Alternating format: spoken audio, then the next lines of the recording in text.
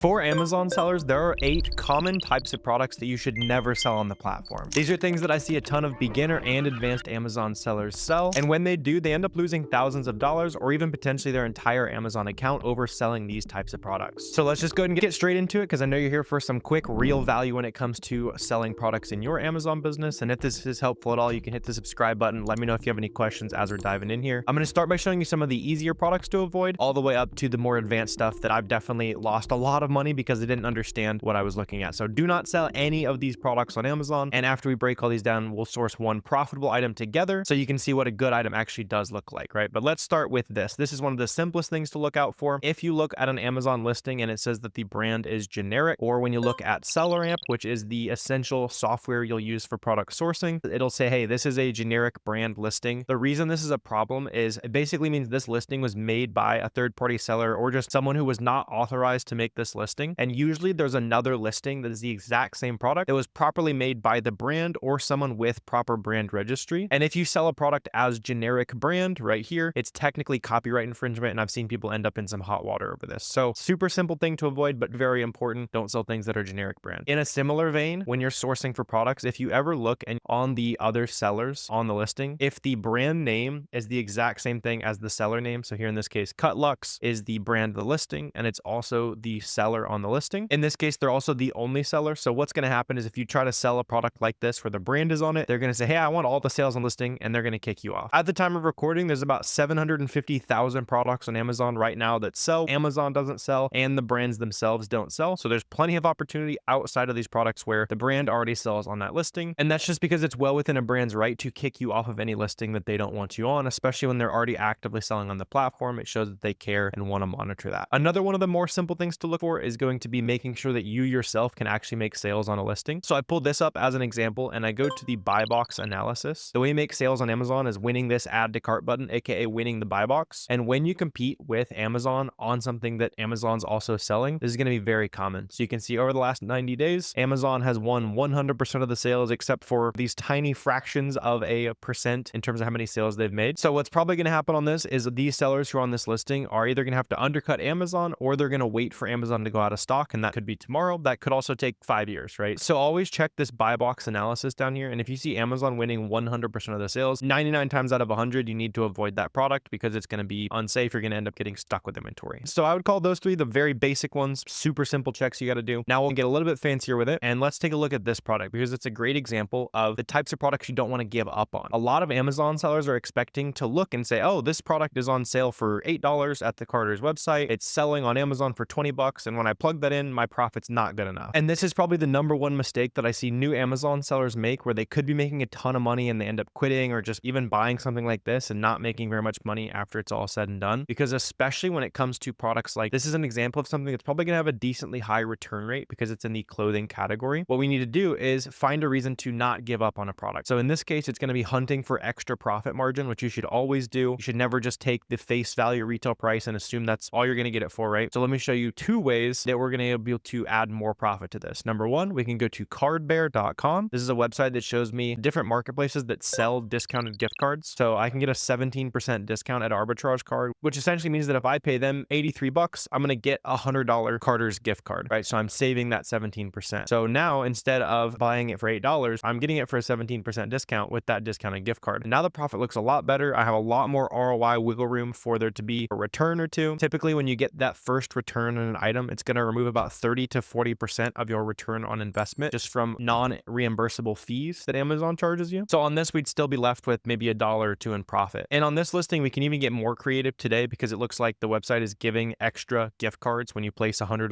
order. So we would actually be able to get another 20% off on top of that because we could put that $20 gift card towards future purchases. So we could go ahead and subtract that discount, and it would actually be 16%. If you want to think about the math in a little bit more complicated way, it's basically like getting $20 off of 120. So it's not a true 20% off, but it's still 16% off, and now it's an even better item, right? Don't be the Amazon seller who gives up on items that aren't profitable right away at the retail price, because when you start looking for things like this, you're going to realize that most sellers who are digging and looking for these extra profits are the ones finding consistent long-term profitable items. Another item you need to avoid selling on Amazon, or more so just avoid making this mistake when you're selling products on Amazon, is let's say you're selling a product like clothes and stuff like that, right? We've already talked about making sure you're factoring in the cost of returns. So on this, for example, I don't like buying buying clothes at a 30% ROI unless it's like super consistent, super stable. And when you list products on Amazon, certain products are going to require different forms of prep. So all you need to do is when you're listing products, make sure you're making those shipments on Boxem, because it's going to warn you everything that you need to be on the lookout for. Not to mention, it's also just the fastest way to manage your business, make shipments, track your analytics. There's also some AI sourcing that you can do within Boxem as well. And on this, one thing that I've seen a lot of beginners get tripped up on is not understanding that they need to polybag things like this, right? Where the white t-shirt, it would get super dirty on the Amazon conveyor belts and you'd have negative feedback. But when you go in and start doing the prep work for these items, make sure you have something warning you that's saying, hey, you actually need to polybag this item. You need to protect it at Amazon's warehouse. So just make sure you're taking care of those items as you are buying those. Another one of those items that you need to avoid are things that have just like terrible feedback. Usually that is going to lead to high returns. And a lot of times you'll be able to see what's going wrong. So if I click the feedback here, it seems like a bunch of people are confused. They think they're getting a 6-pack when really the listing shows a 1-pack here. So sometimes there'll be like one little blurb somewhere that says something about getting 6 bulbs and people will read it. And even though like on here, it says it's a 1-pack and all kinds of stuff, somewhere along the lines, customers are getting confused. So I personally would avoid selling something like this. Or you'll also see stuff like this, where frankly, I have no idea how this product is still even on Amazon. It has 5,000 ratings and it has a 2.1 rating. And people are just saying it's disgusting. Obviously, these aren't products that we own. It's not our job to go fix them and worry about the product not being amazing, that kind of thing. But when you do sell these products that customers hate, you're going to get returns. You're not going to end up making money on that. And you're probably going to get some stuck with some inventory. So just do a quick check on those actual feedback of the products that you're looking at. Another one of these red flags that I see trip up new Amazon sellers is something like this, where when we look at the data on this item down here on Keepa, you notice how a couple days ago there was 13 sellers on this, and then all of a sudden it dropped to 2 like that overnight. There was not a quick 1-by-1 decrease in the new seller count right here, where it looks like people were just selling out. The difference is here when it went from 13 to 2 overnight. What most likely happened here is this listing went through an IP complaint, basically. So anyone who was not authorized to sell on this listing, and the issue I believe is because of these towels back here in the background, they're making it like its own type of bundle listing. So they're trying to basically protect this listing. This is something that actually the creator of this listing is not even allowed to do in the first place. I more so just showed this as an example of the type of pattern on the new offer count you need to avoid. So if you ever see that new offer count go from a decently high number to 1, 2, 3 all at once, it means they are kicking off sellers off that listing. And if you try to sell on that product, they're probably going to try to kick you off the listing too. Now you can always appeal those IP complaints, just proving that you buy authentic inventory, but you might as well avoid the headache of doing some extra paperwork and all that. And there's no reason to sell this if they're just going to kick you off and you get stuck with that inventory anyway. And then that takes me to the next type of product you need to be careful with. And this is especially with variation products. So you'll see a lot of products like this on Amazon where, you know, this is just all of the different colors and sizes of a Nautica polo, for example, right? It has 4,000 ratings. It's definitely a pretty good selling product on Amazon, but obviously not every single one of these sizes and colors is going to be super hot seller. So what you want to look for is a couple things, and I'll show you how to buy only the variations that are actually selling, because I've seen this really trip up sellers, because the way Amazon gives data to us and we basically are able to display it on things like SellerAmp is you're going to notice that these sales are per the entire listing. So the entire listing is selling about 300 times a month, not just this one particular shirt, right? You can see here's like a different shirt on the listing. It's called like 316 on that one. But the couple quick checks you can do to make sure that your specific size and color is actually selling is number one, check the new offer count down here on the bottom on Keepa. So in this case, I see the new offer count moving around a lot. It's going up and down. Sellers are hopping on the listing. They're selling off. They're selling out on this listing and so on, right? So we're seeing lots of new offer count movement. That's a great sign. It means plenty of new sellers are coming in and selling out and repeating that pattern. I'm also noticing the price change around a lot. The more you see a price changing around on an Amazon listing, in general, the better it is. Obviously, there's exceptions to that, but whenever you see the price hopping around, you're going to notice that the buy box owner in that data on Keepa, the name is going to change a lot. And usually what that means is the listing is actually selling and Amazon's just trying to rotate those sales around to anyone who's within a reasonable price point on this product. So whenever you see that price moving around a lot, new offer count moving around a lot, it usually means that's a listing that is actually selling decently well. And if you ever want to confirm that, you can also look at some more advanced data like the data offers tab on Keepa. And I like checking this out because I can look at everyone who's ever sold this product. I can see exactly what their stock count was and what the exact price of their product was. So for example, I like this data point here. We can go back here to October and I can say, hey, on October 1st, they had 6 of these in stock. On October 1st, their price was around 31 bucks, sometimes at 39 bucks. So what this shows me is somewhere between that $31 to $40 price range, customers were interested in buying one every day or so, right? So I'm able to see real data, real proof on here that people do actually buy this variation. Now, if you compare that to something like this, where the price line is super flat, it's also never changed to a different seller, and you've never seen people like come in and sell out on this listing. Honestly, even for the whole history of this product, it's been pretty flat pricing. And what you'll notice is if I go to the data offers tab here and include historical, sale, you're going to see, hey, they have 1,000 of these in stock and it hasn't budged at all. So I'm not exactly sure why this person has 1,000 of these at Amazon, since it's probably not selling really at all, but that's what you need to look out for, right? So look out for those listings where there's no offer count movement, the price isn't really moving around a lot. You want to see stuff like this where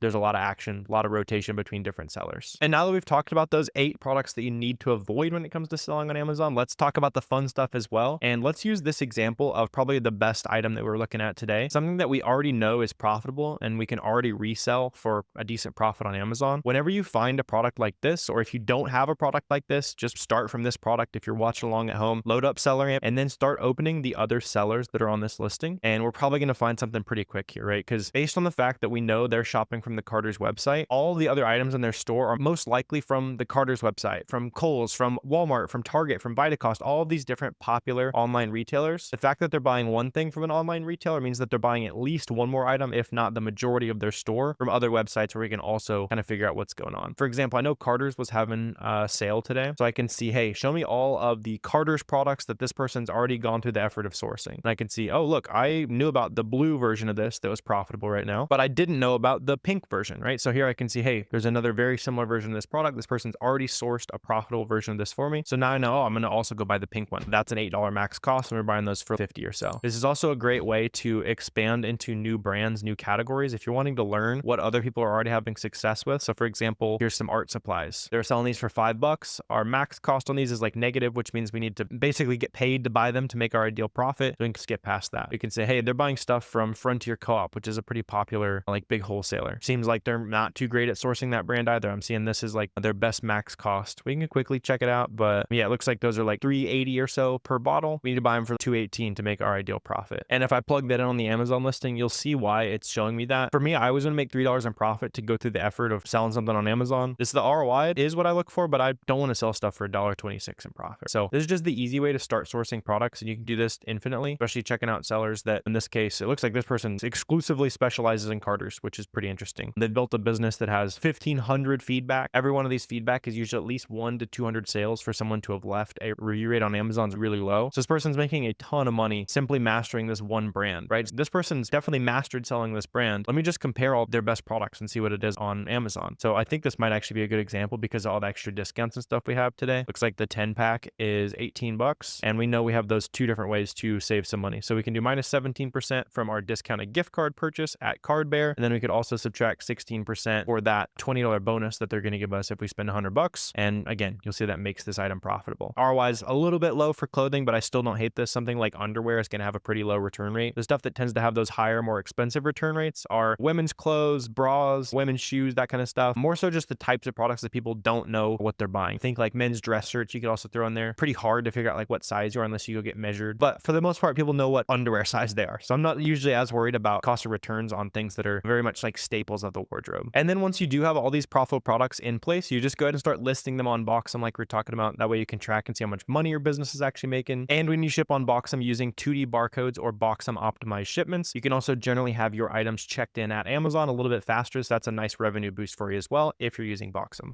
But now you know a ton of products to avoid on Amazon and how to find your next profitable product. If this is helpful, your next step is going to be to grab 2-week free trials of SellerAmp and Boxem down below. Those are the tools that you actually need to run your Amazon business. And if you have any questions, drop those down below in the comment section. Always happy to help you out. If you want to help me out in a very YouTubery way, hit subscribe, all that good stuff. It does help me out. And it's a free way to show that you got some value from this video. But I really appreciate you watching this one. And if you want to see me source more profitable products, you can click this video right here where I source ones that are already auto ungated for your store.